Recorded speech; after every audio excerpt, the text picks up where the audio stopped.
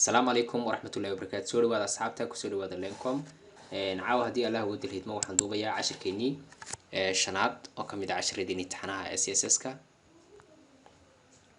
عشر كم حنكون قاعد دونا وحلو يقانو lane height the CSS lane height property. CSS lane height كمركل تشوجو CSS lane height كوا property كاسولو استعماله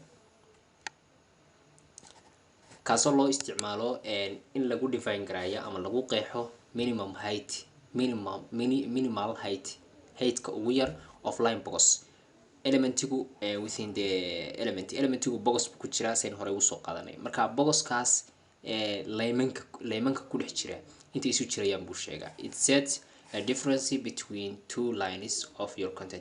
content-gaaga ama macluumaadkaaga elementiga ku dhex jira laymankoodu inta isu jirayaan buu sheegayaa. haddii aynu u gudubno xaggan oo kale CSS wuxuu leeyahay CSS lane height waxay leeyihiin values bay leeyihiin valueskooda kuwana ka mid ah waxaa ka mid ah normalku waa sida caadiga ah uu marka hore yahay. hadda markaan waxaan leeyahay sublime textgayga ku qoro qoraal aan ku qoro ama paragraph aan ku qoro layman badan ka kooban aan save gareeyo aan browserka ku kiciyo laymanka inta uu isu jirsiiyey browserku baa lahaa default ama normal waa sida asalka uu marka hore yahay. number baa jira numberku multiply wuxuu ku sameynayaa wuxuu isku dhufanayaa font size ka hadeer uu yahay iyo buu isku dhufanayaa deetana lane height buu ka soo saaraya. xaggan haddaan goodo waxaa ka mid ah values kale length baa ka mid ah lengthku waxaa lagu cabiraa pixel pt cm oo centimeter u taagan iyo wixii la mid ah kaas ayaa inta badan la adeegsadaa pixel baynu adeegsan doonaa haddii la wada madhuud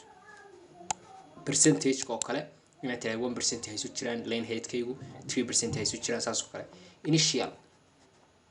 marka initial كو كله waa iska different value ka different value ayuu ku soo dhow yahay. Inherit waxa weeye waa parent-iga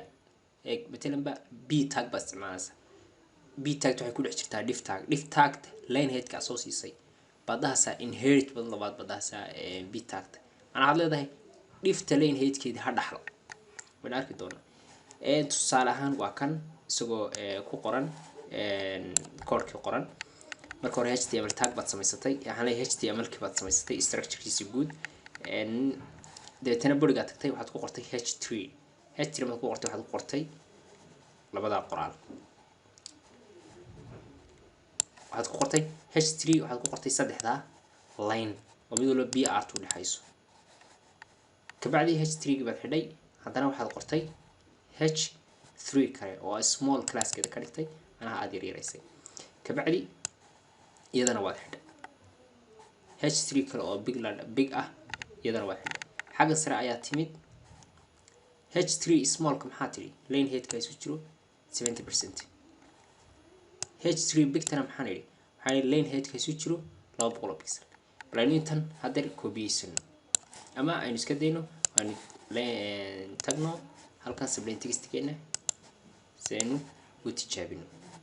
aw marka hore sartaan save gareeyo waxaan ku save gareynayaa desktop-kayga waxaan u bixinayaa html my home.cs.html okay html baan idhi tan waxaan ku qoray linecom halkan ayaan tagay waxaan idhi matalan ba h2 kabacdi halkan waxaan ku qoray kusoo dhawow linecom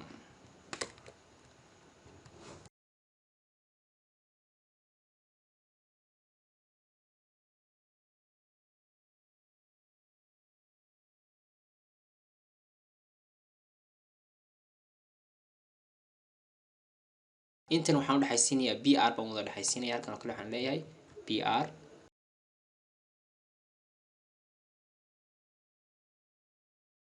save baan leeyahay right click baan leeyahay open in browse baan leeyahay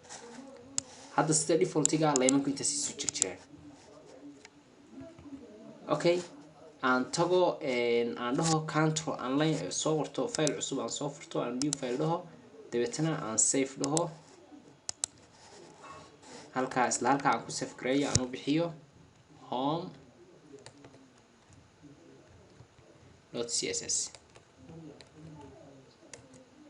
kabacdi aan isku xiro labada file halkan aan tagayaa labada page baan isku xidhay waxaan leeyahay link halkan waxaan gelinayaa magaca CSS-ka home.css okay kabacdi CSS-ka ku noqonayaa taa save gareeyo save already kabacdi maxaan leeyahay waxaan soo qaadanayaa h2 kana soo qaadanay halkan aan tagayaa paste baan ku leeyahay kabacdi maxaan leeyahay line height keygu ha noqdo 70% oo kale contrast baa leeyahay aan ku noqdo browser key hadda marka refresh dhaha laymankaasi intay isu jirsadaan bal arag xusmay wixii hoos iska geliyo hoos iska geliyo saas soo ururiyay haddaan ku noqdo waan dhaho isku jiraan 700 waxaan leeyahay 90% soo dhahaya iyagu soo kala durki tusaale ahaan percentage ma iska daayo pixel baa isticmaalaya ama wixii length baa isticmaalaya value length ka ahaa waxaan leeyahay isu jiraan 300 oo pixel refresh baan dhahayaa smart wuu kala fogfogay mid road meel fogay marka line height ka saas aad isticmaali kartaa